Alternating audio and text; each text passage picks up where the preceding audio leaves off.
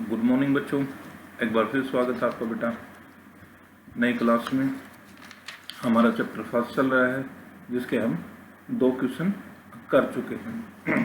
आज हम शुरू करेंगे थर्ड क्वेश्चन। क्वेश्चन है हमारा, शारीरिक शिक्षा की आवश्यकता और महत्व का विस्तृत वर्णन कीजिए। तो बेटा ये भी लॉन्ग क्वेश्चन है, इसके 13 पॉइंट है। इसको हम 2 पार्ट में ही करेंगे। आज करेंगे हम केवल 7 पॉइंट। तो शारीरिक शिक्षा की आवश्यकता और महत्व। वास्तव में शारीरिक शिक्षा इस समय सभी के लिए बहुत महत्वपूर्ण है। निम्नलिखित बंधु शारीरिक शिक्षा के महत्व को दर्शाते हैं। कौन कौन से हैं? पहला है मस्तिष्क की सजगता। शारीरिक शिक्षा मस्तिष्क की सजगता को विकसित करने में काफ़ी सहायक होती है। यानी जो हमारा माइंड है, जो मस्तिष्क है, इसको तेज करता है, इसको सशक्त मजबूत भी बनाता है। क्योंकि सजगता और ध्यान केंद्रित करने की शक्ति दोनों ही शारीरिक शिक्षा के विभिन्न कार्यक्रमों से ही मिलती है। यानी एकाग्रता की भावना और सशक्त मजबूत होना। जैसे तलवारबाजी अगर हम करते हैं तो हमारा ध्यान क्या रहता है? दूसरे के ऊपर रहता है, कभी उसका हमारे ऊपर निशाना ना लग जाए। कुश्ती, कबड्डी, क्रिकेट, बास्केटबॉल आदि में इनकी अति आवश्यकता होती है। ऐसे अनेक खेलकूद हैं जिसमें मस्तिष्क की सजगता महत्वपूर्ण कारक होती है। यानी ये जो गेम है इनमें सभी में माइंड से ही रिलेटेड होता है।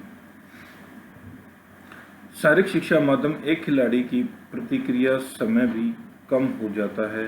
शारीरिक शिक्षा के कार्यक्रम में भाग लेने से व्यक्ति सजग हो जाता है।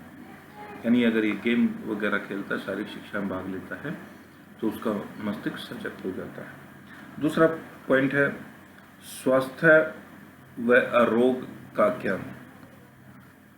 शारीरिक शिक्षा स्वास्थ्य और इससे संबंधित समस्याएं, संक्रामक तथा असंक्रामक रोग, यानी जो स्वास्थ्य शिक्षा है ये हमें रोगों के बारे में बताती है, जो संक्रामक रोग है और असंक्रामक रोगों के बारे में, इनके बारे में ज्ञान प्राप्त होता है। आजकल अधिकतर व्यक्ति विशेष रूप से युवा अवस्था में हृदय रोग का शिकार हो जाते हैं। यानी आज के दिन युवा हैं जो हमारे, वो मोस्टली हार्ट अटैक की प्रॉब्लम्स इनके अंदर आती है।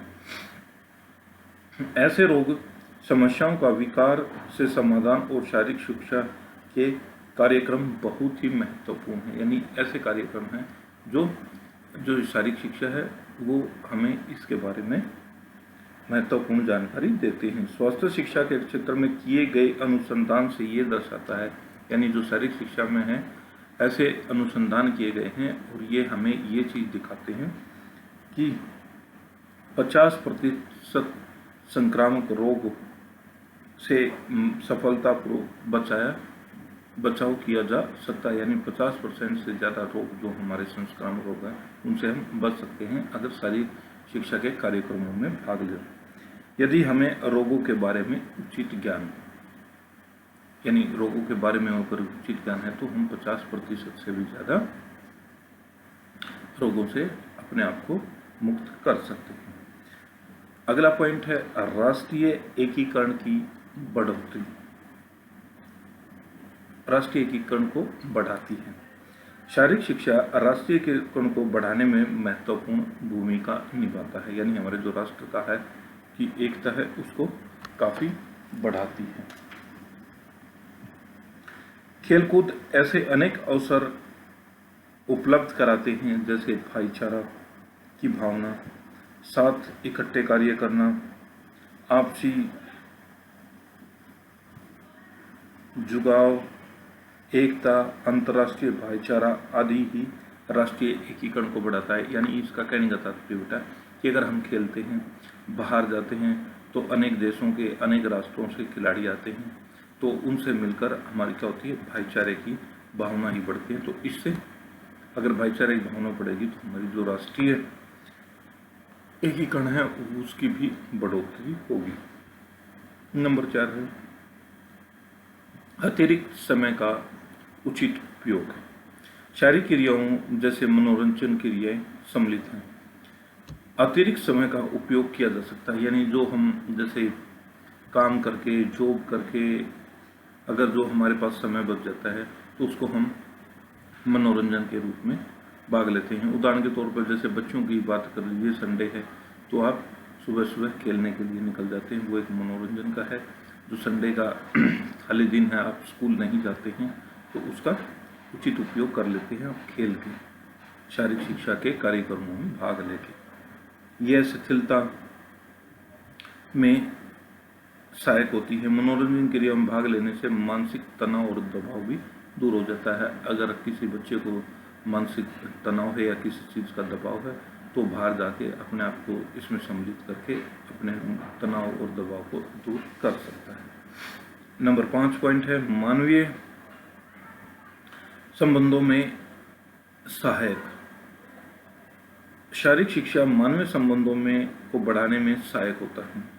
जैसे सामाजिक गुणों का विकास करती है कि एक समाज में जो रहने वाले व्यक्ति हैं उनमें क्या क्या गुण होते हैं, इसमें भी निपुण करती है, जो एक अच्छे नागरिक के लिए जरूरी है। यानी एक समाज में जो एक अच्छा नागरिक है उसके लिए सभी चीज़ें जरूरी हैं।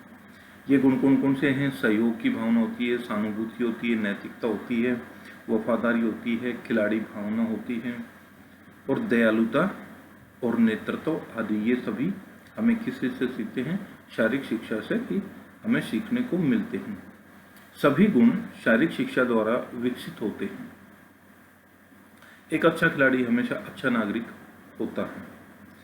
यह वह जानता है कि वह दूसरों के साथ कैसे समायोजन करना होता है, यानी उसको ये सब पता होता है कि हम दूसरों के साथ मिलते हैं तो उनके साथ किस तरह से मिलजुल कर रहना पड़ता है। और आज का छठा और आखिरी पॉइंट है, वैसे तो इसके 13 पॉइंट है लेकिन हम 6 ही पॉइंट आज करेंगे। संवेगात्मक विकास। शारीरिक शिक्षा संवेगात्मक विकास में सहायक है।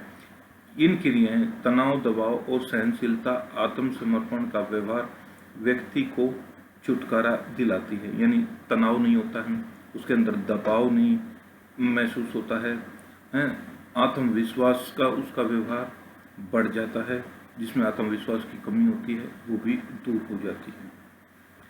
आक्रामकता को भी शारीरिक शिक्षा द्वारा समाप्त किया जा सकता है, यानी जो बड़े आक्रामक होते हैं वो भी इसके द्वारा हमें दूर कर सकते हैं। यह व्यक्ति की घबराहट को भी पर भी नियंत्रण रखता है। यानी कुछ बच्चे बोलने में, कहने में, खेलों में भाग लेने में घबराते हैं, तो एक बार अगर इससे जुड़ जाते हैं तो ये जो हमारे अंदर की घबराहट है उसको भी दूर करती है। कल के लिए हमारे पॉइंट है अनुशासन में सहायक, सहनशीलता को बढ़ाना, अच्छे व्यक्ति का निर्माण करना, चरित्र को बनाने में विकसित करना है, स्थूलता पर नियंत्रण, स्वास्थ्य और पुष्टि का विकास और गति कौशल का विकास में सहायक। ये सारी चीजें अगले पॉइंट्स हम नेक्स्ट वीडियो में करेंगे। तब तक बेटा जो मैं पीडीएफ भेज रहा हूँ अपना क्लियर कॉपी में होमवर्क कंप्लीट करते रहे, इनको पढ़ते रहे। अगर किसी को प्रॉब्लम है तो मेरे से फ़ोन पे बात कर सकते हैं। तो मिलते हैं अगली क्लास में।